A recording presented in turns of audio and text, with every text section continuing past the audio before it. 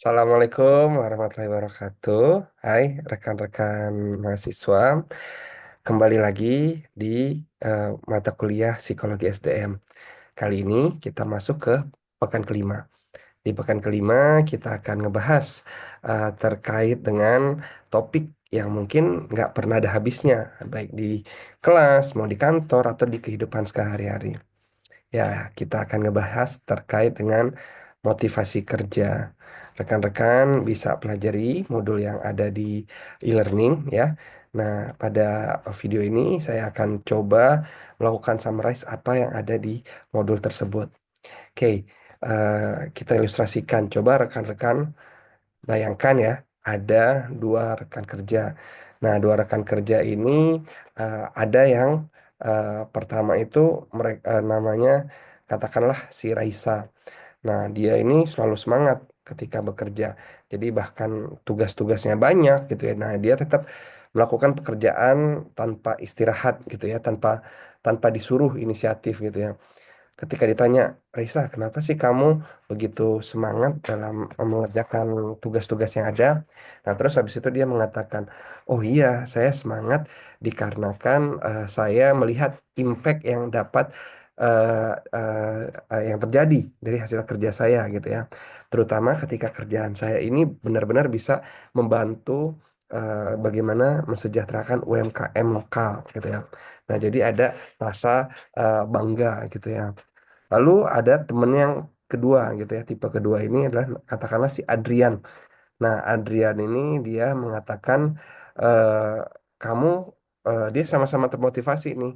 Nah, tapi kita tanya, apa sih yang bikin kamu termotivasi bekerja gitu ya. Nah, jadi si Adrian ini kerjanya cepat. Nah, terus habis itu tapi dia itu ada hal yang mendorong dia gitu ya, yaitu adalah bonus ya. Jadi ada bonus gaji atau bonus pekerjaan sehingga dia membayangkan ketika dia mendapatkan bonus besar seperti itu. Nah, dua-duanya sama termotivasi, dua-duanya sama mempunyai semangat dan berprestasi. Tetapi ada perbedaan motivasinya. Nah, kalau si Raisa, motivasinya itu ada di dalam diri dia sendiri. Nah, ini yang dinamakan motivasi intristik. Sedangkan si Adrian, nah ini termotivasi dikarenakan adalah faktor eksternal, ada hadiahnya. Nah, hadiah ini adalah eksternal. Makanya ini dinamakan motivasi ekstrinsik, gitu ya. Nah, jadi di dunia kerja modern sebagai seorang manajer, sebagai seorang HR, penting banget untuk memahami apa sih yang memotivasi seseorang, apa sih yang memotivasi seorang pekerja gitu ya. Karena disitulah arahnya, energinya, dan daya tahan kerja bisa dibentuk. Nah, menurut Robin and Judge, nah itu mengatakan motivasi itu tentang bagaimana intensitas, bagaimana tentang arah, bagaimana tentang persistensi untuk mencapai tujuan tersebut, gitu ya. Jadi dalam organisasi itu motivasi itu seperti bahan bakar, gitu ya. Tanpa ada motivasi, orang bisa hadir tapi fisiknya itu hadir tapi kosong secara mental, gitu ya. Itu kalau tanpa motivasi. Gaji mungkin itu motivasi mendorong orang datang.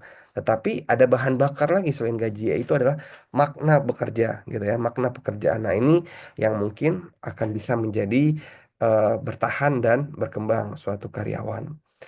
Nah, jadi dalam psikologi SDM ada beberapa teori motivasi. Nah, kita mulai dulu dari teori-teori klasik ya. Ada teori klasik namanya Abraham Maslow, yang mana kita ketahui bahwa ada 5 tingkatan kebutuhan. Mulai tingkatan yang paling dasar makan sampai tingkatan paling tinggi adalah aktualisasi diri. Kemudian ada juga Hasberg mengatakan memisahkan faktor yang mencegah ketidakpuasan seperti gaji dan kondisi kerja. Nah, dengan yang benar-benar memotivasi. Apa itu? Kayak prestasi, pengakuan, penghargaan dan lain sebagainya. Lalu ada teori klasik juga dari McGregor yang membagi manajer kedua tipe ya. Jadi dia itu bisa melihat bahwa karyawan pemalas, teori X, atau juga ada teori Y yang merupakan yang bisa dipercaya dan berkembang. Seperti itu. Lalu kita masuk ke kontemporer. Tadi udah klasik, teori kontemporernya itu ada dari Froome, Adams, Itu. Nah, kalau misalkan si Frums ini dari teori harapan, orang itu termotivasi kalau mereka percaya bahwa usahanya mereka akan membuahkan hasil. Lalu ada teori keadilan.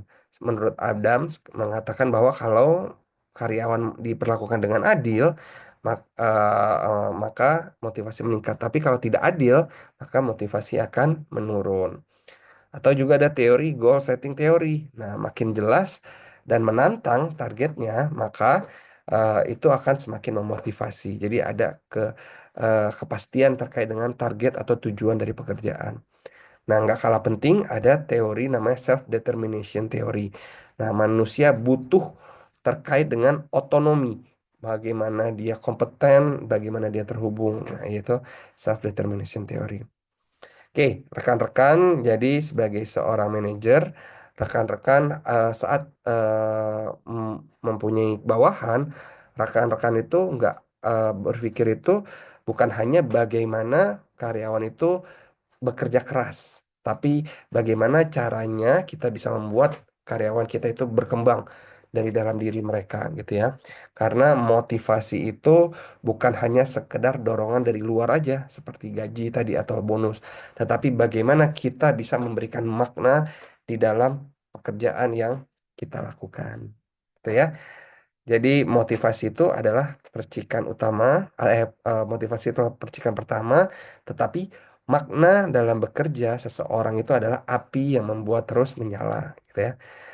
Demikian pembahasan dari modul pekan kelima psikologi SDM. Selamat memahami modul dan mengerjakan forum dan kuis. Terima kasih, kita bertemu kembali minggu depan. Assalamualaikum warahmatullahi wabarakatuh.